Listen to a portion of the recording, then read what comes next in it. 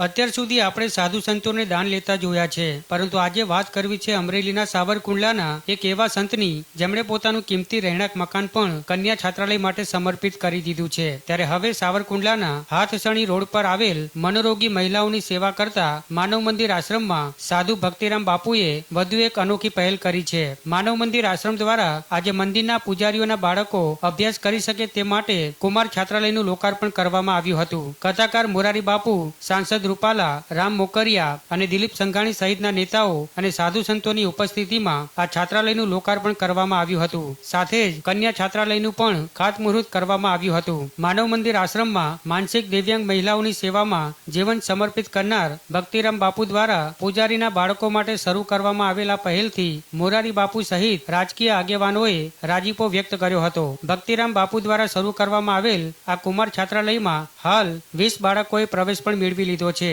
જ્યારે અહીં રહેતા વિદ્યાર્થીઓના અભ્યાસ માટેની ફીની જવાબદારી નૂતન કેળવણી મંડળે ઉઠાવી છે, જ્યારે વિદ્યાર્થીઓના આરોગ્યલક્ષી સારવારની સંપૂર્ણ જવાબદારી લલ્લુભાઈ શેઠ હોસ્પિટલ નિભાવશે। ત્યારે સાવરકુંડલાના સંત દ્વારા કરવામાં આવેલી આ અનોખી પહેલથી અનેક લોકોને પ્રેરણા મળી રહેશે।